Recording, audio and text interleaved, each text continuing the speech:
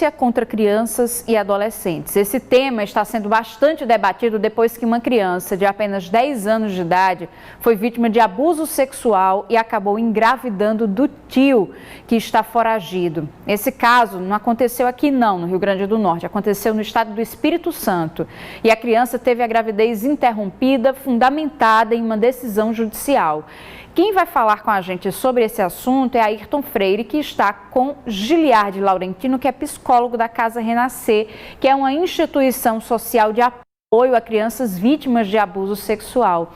Ayrton, uma das principais preocupações com essas vítimas, crianças e adolescentes aí, vítimas de abuso sexual, são justamente as consequências psicológicas. E aí, como é que a Casa Renascer lida, como é que a psicologia lida com essas vítimas? Bom dia para você mais uma vez. Pois é, Sara, e você falava do caso, né, da menina lá do Espírito Santo, não é? Que foi a manchete agora dos jornais do país, também fora do Brasil, né? Mas como a gente falava agora há pouco no Giro de Repórteres, isso é muito mais comum do que a gente imagina, não é?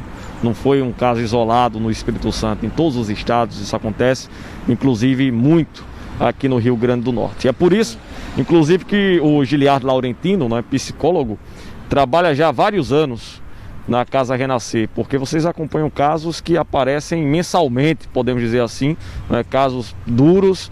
E a pergunta da Sara é: em que isso impacta na vida dessas pessoas tão jovens, ainda criando a sua personalidade e tendo que passar por algo tão sério? Bom dia. Bom dia, pessoal, bom dia no estúdio. A gente fala muito que a violência sexual, a melhor forma de tratar ela é com prevenção. Porque depois que ocorre essa violência, a dificuldade em que tanto a criança quanto a família passa para ressignificar, a gente sempre trabalha um processo de ressignificação, porque a superação dessa dor ela é praticamente impossível. As pessoas aprendem a conviver com a dor de um estupro, com a dor de uma violência sexual. No SEDECA Casa Renascer a gente chama o que atende de caso emblemático. É um caso em que a gente possa discutir essa política pública, essa política de atendimento, já que é tão massacrante para uma criança ou para um adolescente sofrer essa violência que ela não deveria sofrer, ela deveria ter respeitado o seu direito ao desenvolvimento. Então, quando ela passa, ela precisa passar por uma gama de atendimentos. E a nossa ideia é que essa criança passe por esse atendimento da forma mais leve possível. Ela vai precisar conhecer o pior da sociedade, ela vai precisar estar na frente do juiz, ela vai precisar estar na delegacia, ela vai passar por um processo no ITEP que é muito difícil. E quando a gente pensa nas marcas de uma violência sexual, tanto para a criança quanto para a família, a estrutura familiar muda completamente, a dinâmica familiar muda. A gente tem no nosso país a estatística que varia de 78% a 83% dos casos que acontecem dentro de casa. Então você imagina como é que é para esse ser. A gente está falando da menina de 10 anos do Espírito Santo, que uma pessoa que deveria proteger, que é o tio, muitas vezes o pai, o padrasto, a mãe, que não é falado, em alguns casos a mãe também violenta.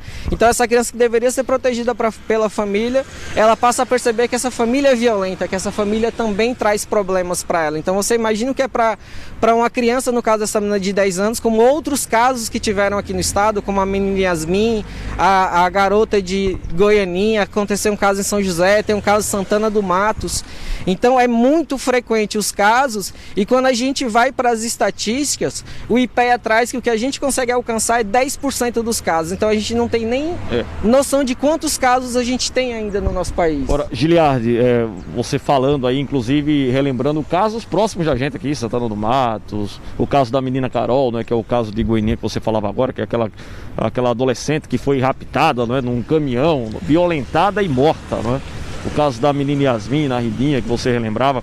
Agora, algo que você trouxe agora e que realmente é de uma complexidade e que muitas vezes a gente não para pensar, é exatamente essa questão. Voltando aqui ao caso da menina de 10 anos, Sara, você que veio o Bom Dia RN agora, é uma menina que, como falou Giliardi, vai ter que depor na justiça, delegacia, passar por procedimento no Instituto de Perícia, né? Que é algo que, embora seja feito por profissionais, mas é claro, algo invasivo para uma pessoa tão jovem, né? De 10 anos de idade, às vezes mais jovem ainda do que 10 anos de idade. Como é que vocês trabalham a cabeça, o psicológico dessas pessoas e também da família, né? Que acredito que em várias vezes, além do sofrimento, né? No caso dos familiares de bem, digamos assim, que cumprem o seu papel de proteger esse público, são familiares que talvez até tenham certa resistência em passar por isso, exatamente para não expor ainda mais, para não abrir ainda mais uma ferida, né? na vida dessas pessoas tão jovens, Giliardi. Eu sempre falo, e a gente do SEDEC, a nossa principal função é divulgar para a sociedade como prevenir a violência sexual, como identificar casos de violência sexual, e eu sempre falo que a principal função de qualquer pessoa é ter empatia. É saber que aquela pessoa na sua frente está em extremo sofrimento e que quando a gente vai para a estatística, eu sempre vou trazer esse dado porque a gente tem que desmistificar. Uma criança, estatisticamente falando, apenas em 6% dos casos, ela está mentindo sobre a violência sexual. E a gente tende a desacreditar nessa criança quando ela traz os elementos. A menina do Espírito Santo, ela passou por esse sofrimento durante 4 anos. Você imagina para uma menina de 6 anos estar sendo estuprada, que é o pior, quando a gente fala de violência sexual, o estupro é a pior parte da violência sexual, mas tem diversas outras formas de violência sexual que a gente não discute. Por exemplo, você apresentar vídeos pornográficos para as crianças, revistas pornográficas para as crianças. E a gente acha que a gente apresentando isso para os meninos, principalmente, a gente vai ensinar o menino a ser um machão. Vai ensinar o menino a viver numa sociedade que hoje a gente discute que sociedade é essa, que sociedade justa é essa que a gente vive, em que as crianças estão sendo violentadas constantemente, em que um caso, precisou tomar um caso de tanta repercussão para a gente estar discutindo de forma mais efetiva o que está acontecendo. Giliardi, sobre a questão dos abusadores, criminosos, né, de uma monstruosidade, é realmente sempre um crime muito chocante para a sociedade quando vem à tona, né? Eles acontecem diariamente, o tempo todo, né? Mas quando algum é descoberto, né? Sempre nos choca muito. Qual o perfil desses abusadores? Como que a gente consegue identificá-los? É possível fazer isso, né? Porque geralmente a identificação acontece pelo flagra, né? Foi visto praticando o ato, né? Tem provas para isso. Mas como identificar? Até porque, como a gente está discutindo aqui, quase sempre são pessoas muito próximas. A gente errou muito na nossa história em trazer a ideia de que o abusador é um monstro. Porque quando a gente traz a ideia que o abusador é um monstro, a gente mostra para a criança que o pai dela que está violentando ela é um monstro e ela entra na confusão. Como é que ele é um monstro se para a sociedade ele é uma pessoa boa? Se para a grande maioria ele não apresenta nenhuma problemática. Você identificar um agressor é uma das coisas mais difíceis, porque a grande maioria dos agressores, eles estão convivendo com a gente normalmente, a gente sequer sabe. A melhor forma de você identificar um abuso é prestar atenção nas crianças. As crianças dão alguns sinais, o comportamento da criança muda radicalmente. Quais? Por exemplo, se uma criança ela é muito extrovertida, muito provavelmente ela vai ficar muito introvertida. Ela vai começar a dar muito mais trabalho na sala de aula, ela vai ter dificuldade de aprendizagem, ela vai estar chorando constantemente, porque você para pensar, como é que uma pessoa consegue conviver quando ela não está preparada para uma maturação sexual e chega uma outra pessoa e começa a estimulá-la sexualmente? No caso da menina do Espírito Santo foi muito pior, porque era o estupro constante.